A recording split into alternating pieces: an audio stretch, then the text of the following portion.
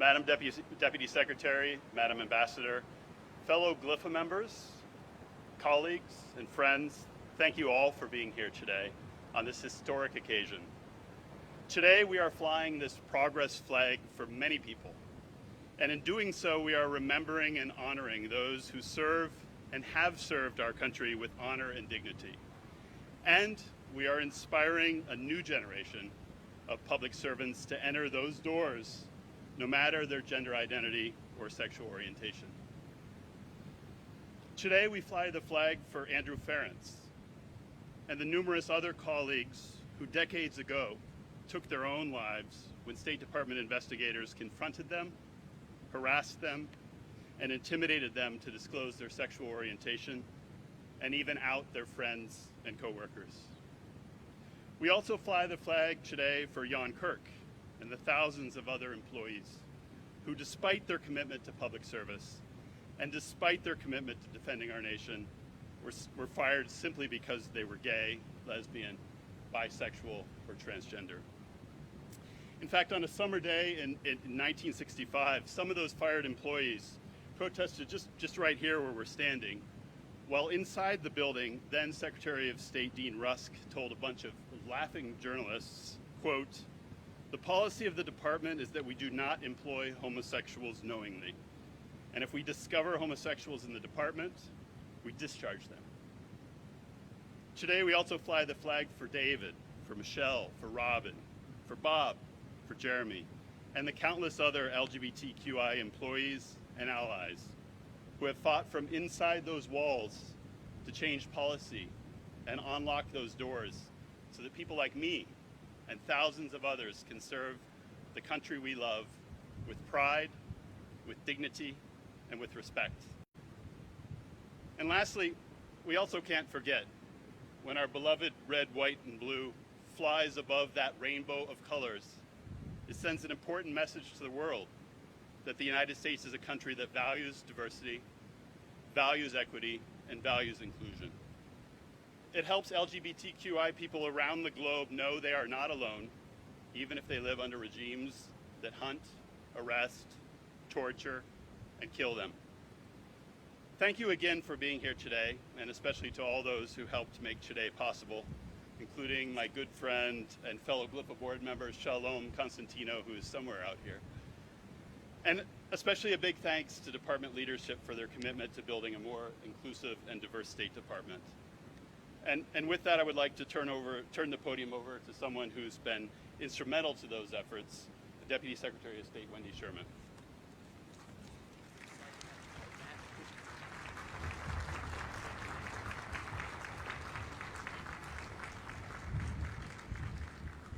Good afternoon, everybody.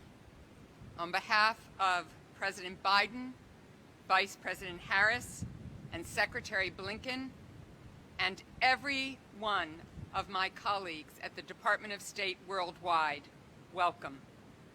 It is truly, truly an honor to preside over this ceremony. I want to thank Jeff and Shalom and all of the GLIFA members and State Department staff who worked so hard for way too long to make this day possible. And I am so proud to welcome Jessica Stern, who was just announced by the President as the United States Special Envoy for Human Rights of LGBTQI+ persons just today.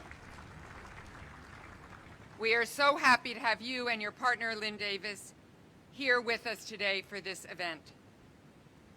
Although many of our embassies and consulates have displayed the pride and progress flags overseas, today is the first time a flag recognizing the LGBTQI+ community will fly over State Department headquarters. 6 years ago, the Supreme Court affirmed the fundamental right of same-sex couples to marry. It was a beautiful summer day, much like this one, the District of Columbia, and communities across the country all but exploded with joy and love. By nightfall, the White House was bathed in rainbow lights, the colors of pride. But there was sadness, too, underneath the excitement, that it took so long, that activists had to fight so very hard, that so many people didn't live to see their relationships validated by the highest court in the land. Today's ceremony is another joyful celebration, but it also gives us opportunity to reflect on the past and to recommit ourselves to supporting diversity, inclusion, and the rights of all people everywhere in the world. In the 1950s, Senator Joseph McCarthy's Communist Red Scare was accompanied by the so-called Lavender Scare. McCarthy and other government leaders claimed that gay and lesbian workers couldn't be trusted to serve the United States, and that they were of, quote, dubious moral character, unquote. Across the federal government, countless public servants were investigated, punished, and oftentimes fired because of who they were and who they loved. And sadly, the State Department was especially aggressive in persecuting our own. The State Department started investigating and firing LGBTQI+ employees as early as the 1940s, and all the way up to the early 1990s, Foreign Service officers could find their security clearances under review if they were known to be gay, or even, in one case, if they subscribed to the Village Voice. Our mission is to serve the interests of the United States and to promote American values around the world.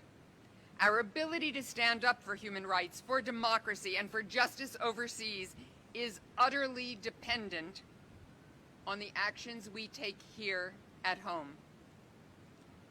As much progress as we have made, as we are celebrating today, we still have work to do to guarantee equality for LGBTQI+ people in our workplaces, in our schools, at the Department of State, in our government, and in our society.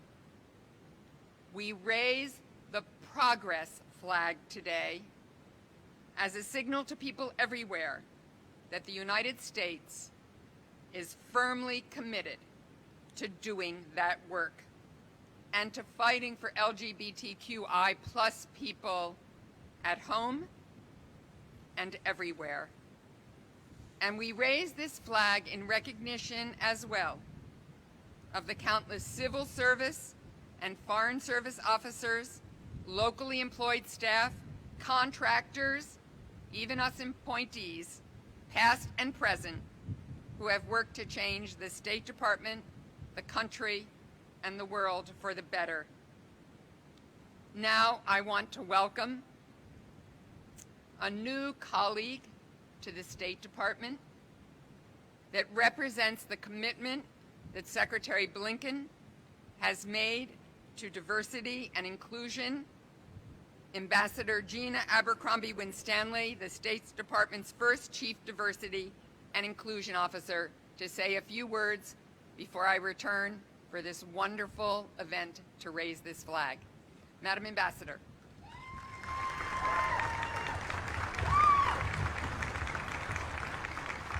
Good afternoon. What a gorgeous day to be doing this.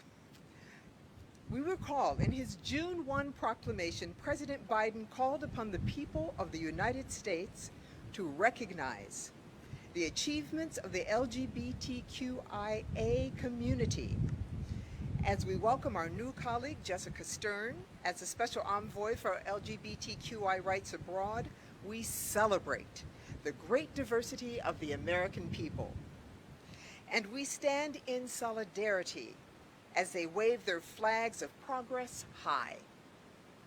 President Biden speaks for America when he states our strength is found in our diversity.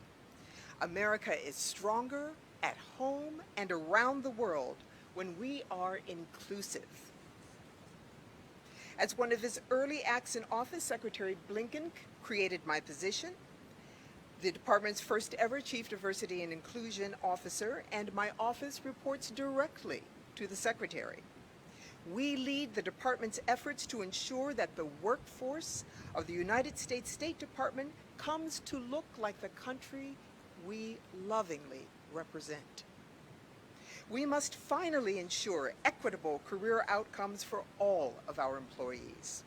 Our priority will be women and minorities who are underrepresented department-wide, particularly in the senior ranks. This means we confront the mistakes of the past head-on, and we do this to make for a better present and future national security workforce. As Secretary Blinken said, creating a diverse, equitable, inclusive, and accessible department is not the work of any one person or any one office. It is the job of every single State Department employee to step up, stand up, and ensure that the department leverages the talent and potential of us all in support of U.S. foreign policy, and we are ready to do just that. In April, for example, the department shared the guidance regarding transgender employees and management's rights and responsibilities in the workplace. Importantly, members of GLIFA were consulted on drafting the guidance. We need LGBTQI+ persons and allies in our ranks to change the culture in the department, to change how we engage in the foreign environment, and it's clear we won't have to do it alone.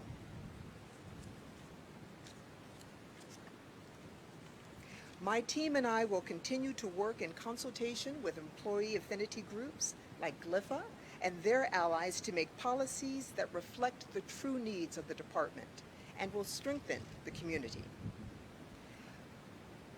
My own allyship began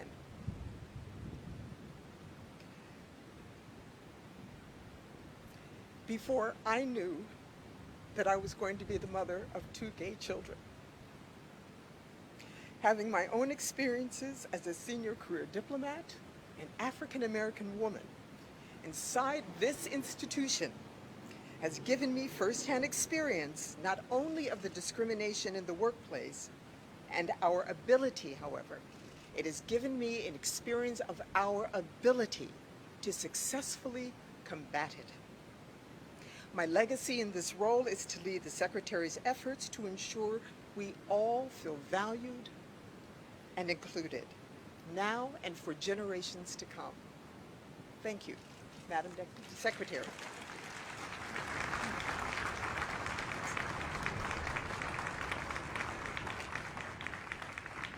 So I want to ask my colleagues to join me as we raise the progress flag.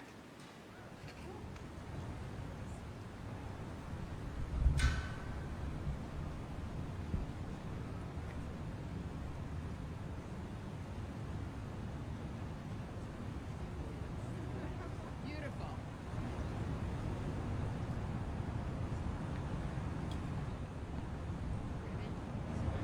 Yep. Go.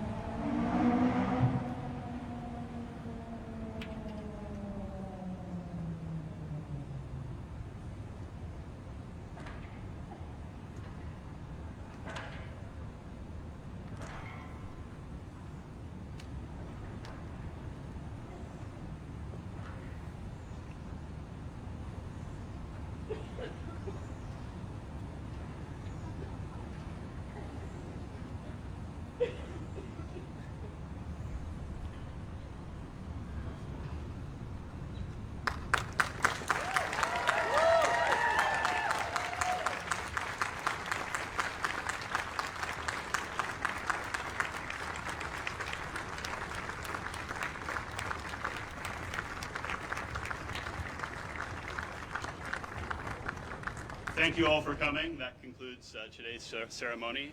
Happy Pride and have a good weekend. Really well done.